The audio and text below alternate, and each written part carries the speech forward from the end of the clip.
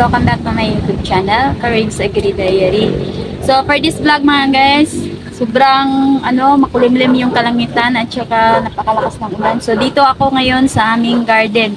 So ito yung bad news mga guys. Papakita ko sa inyo ngayon mga guys kung ano ang bad news dito sa aming at saka sa aming mga katulungan at mga katangkungan. So tara na, ito na yung pinaka masakit mga guys na bad news. So, tara, pasok tayo dito para malaman nyo kung ano ang bad news. Ito, nakita nyo mga guys, wala na talaga. So, hindi ko alam kung survive ito. Parang hindi na to si survive. So, kukunin ko tong mga bunga lang niya. Maliit, sayang. Pwede naman tong, gawin natin panakot mga guys. Sayang, sobrang sayang talaga. Ito yung bad news mga guys. Punta pa tayo sa unahan mga guys. Dito pa mga guys. So, tignan ko, yan ako yung paa ko kung gano'ng kalalim. So, parang malapit na siya dito mga guys. Ito kalalim yung tubig dito. So, pag uulan pa to mga guys, so makaabot na siguro dito yung tubig. So, kunin lang natin to. Wala na tong pag-asa. So, talaga ang pinakamasakit, no? First time pa namin makaharvest.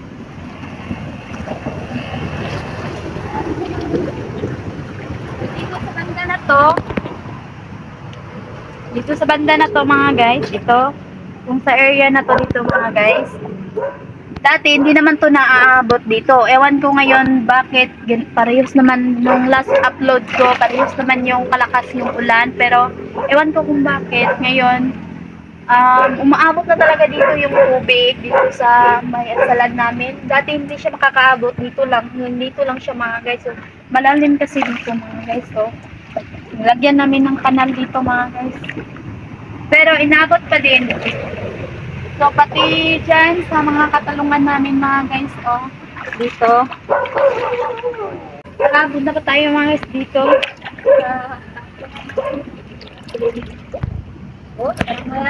Malalim talaga dito mga guys. So kaano kalalim yung tubig? Sobrang lalim, di ba? Ito, sura ng katalungan namin. Sobrang abot talaga ng tubig. Sigurado ako, siguro hindi na ito mabubuhay mga guys. Iwan ko, makasurvive pa ba ito? Tsaka, dito na mga guys, tayo sa katalungan, sa mga tangkungan namin. Ito na tayo sa area nito. Ay, sobrang lalim na. Abot na talaga sa tuhod ko mga guys. Ito yung mga katangkungan namin. Ito ang pinaproblema. Yan, nakalutang sa tubig. Yan, lutang na lutang talaga hanggang doon mga guys. O, yung namin, mga katalungan namin mga guys. Sayang. So, tayo sa lalim ng katalungan.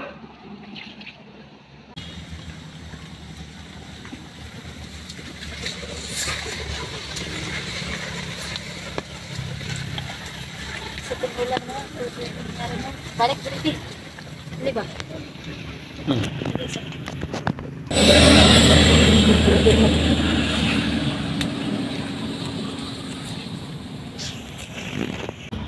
ito mga guys, kita nyo mga guys, mahulog yung mga atsal natin dito sa baba. Kunin natin, baka mapakinabangan pa to. So, ito talaga mangyayari, no? Based sa experience ko, mas mabuti palang magtanim pag summer. Kasi pag ulan, init, ganito palang mangyayari. Yung mga namin, mga atsal, yan mo, nasisira ng ulo. So, maganda pala magtanim ng summer. Okay lang kung nasa loob ng bahay, pero kasi nasa labas ito mga guys.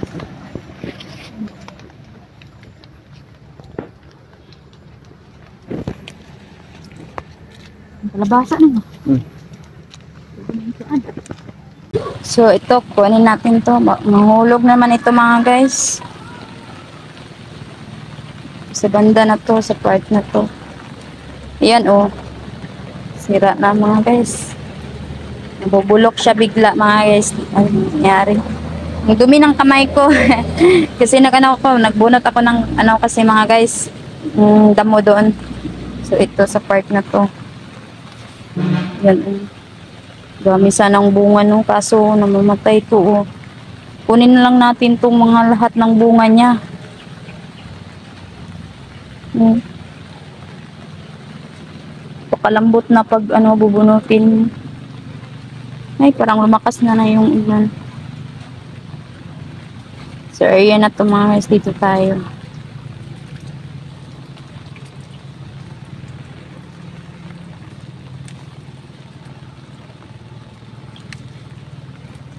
Sobrang sayang talaga. So, pagbalik naman namin dun sa probinsya namin mga guys, magtatanim kami doon ng pasaba mga guys. Sayang talaga dito. Oh.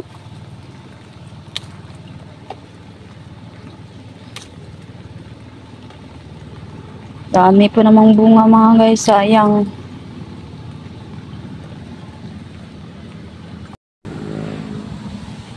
At sana ito pwedeng harvestin eh kasi maliit pa lang yung iba. Kaso namamatay na siya mga guys. Kakalungkot nangyari dito. Baka nag-angan natin.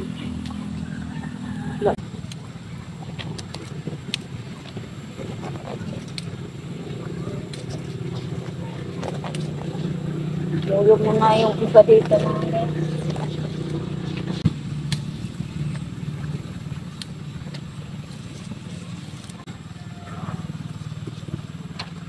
Ito na yung karami mga guys. Oh. Yung harvest natin ngayon. Kung dito kasya sa ano natin. Paglalagyan.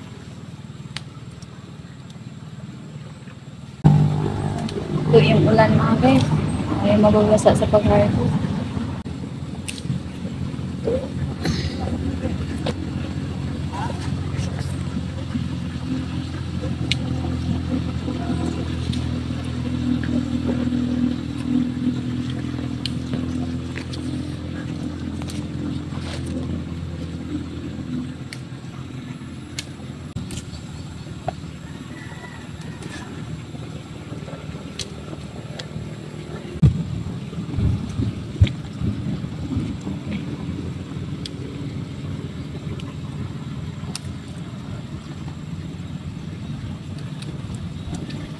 Yung na-harvest ko mga guys, medyo kumukulog na.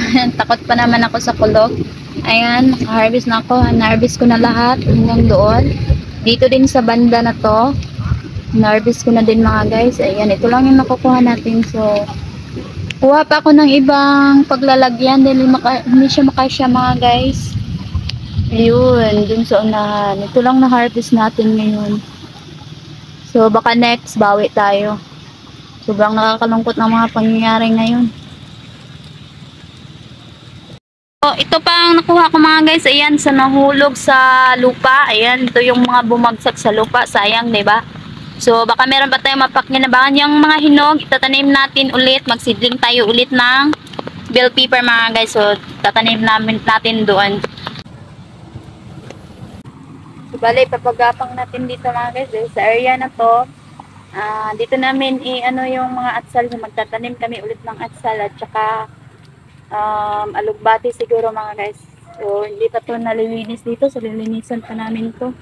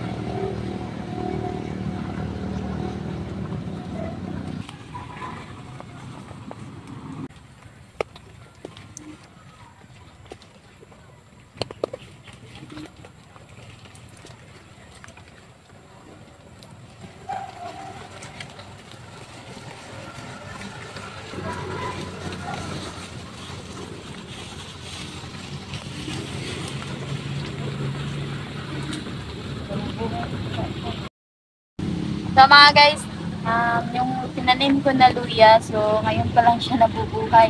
Ayan, tumutubo na sila dito sa area na to sa may gilid. Tinanim ko yung mga luya. Tapos, ito mga guys, yung papaya, iwan ko kung anong variety dito. Basta, ang alam ko dito, sinabi ng asawa ko, maganda daw to yung pang-export na papaya. Talaga yung mamahalin ng papaya daw to. So, tignan natin, abangan din natin ang vlog na yan. Tignan natin pag mamunga kung anong sura ng papaya na yan. So, muna ako, bubunutan ko muna dito ng damo mga guys para tamnan natin ng atsal.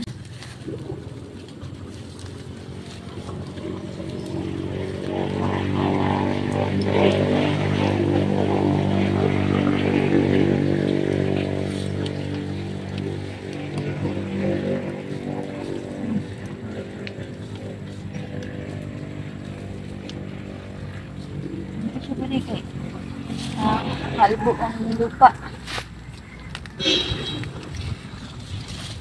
Tapos, nakulanap natin.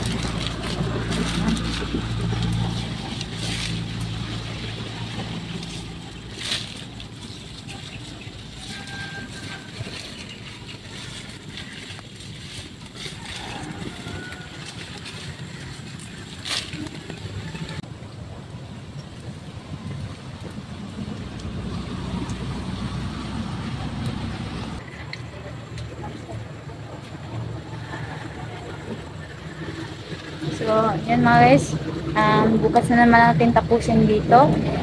So, may kalabasa pa naman kaming tananim doon mga guys. So, hindi talaga nagsilbi mga guys. Namatay talaga. So, dito lang sa part na to nabubuhay yung kalabasa. So, tara, puntahan na natin doon sa may unahan mga guys.